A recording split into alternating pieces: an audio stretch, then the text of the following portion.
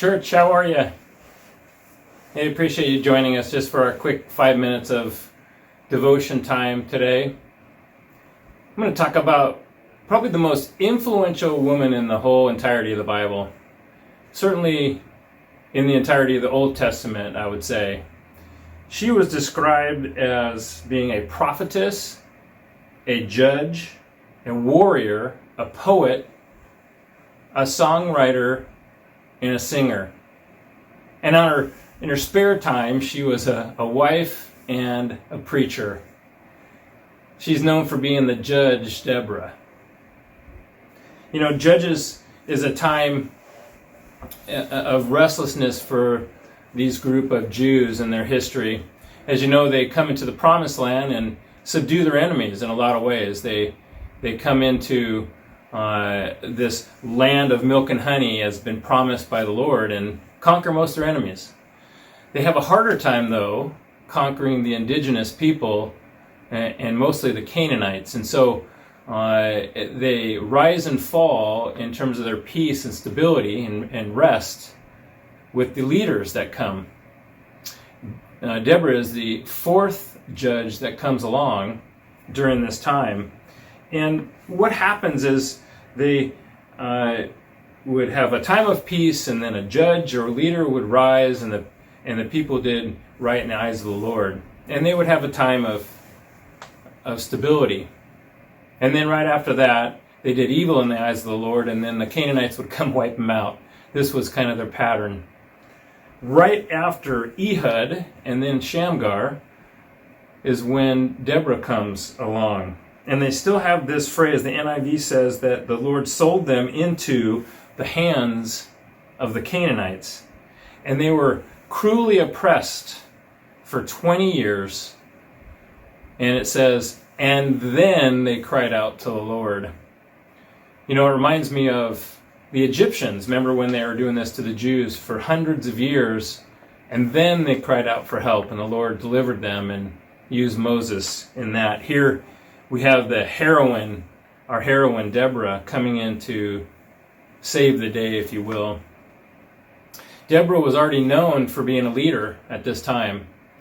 She would often sit under this palm tree, and people would come to her for advice and counsel, and she would help them in their decision making. So she was already kind of embedded in the leadership here, but she decided to become the leader of the people.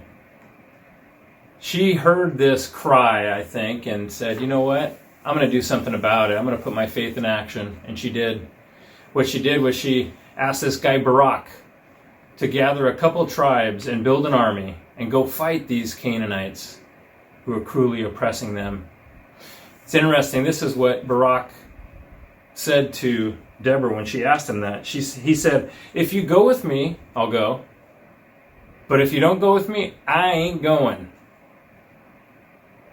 Boy, that's some kind of a statement. Perhaps it was a Ruthian kind of a statement that we know. Was he timid?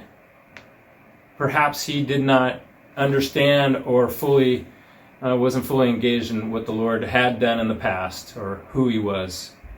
But nonetheless, Deborah said, because of your statement, Barak, you're not going to get the glory. God's still going to do it through you. He's going to wipe out these Canaanites, but you're not going to get the glory. In fact, it's going to be at the hand of another woman named Jael. And you'll see this story unfold as they wipe out the Canaanites, and this gruesome story of Jael taking out the leader of the Canaanite army.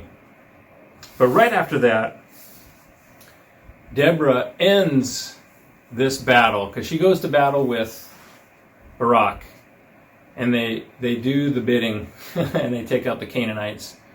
Right after that, her and Barak share a duet with the people of Israel and lead them in song. It's a pretty wonderful song you should check out, chapter 5 of Judges. I think you'd get a lot out of that story.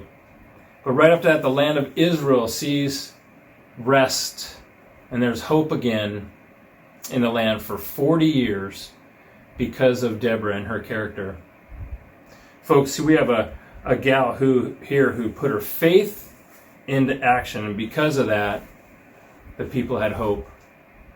You know, we could really learn from Deborah putting our faith and our action together, stepping up when maybe no one else does, we can be the first to share our conviction and lead other people to the hope that is needed.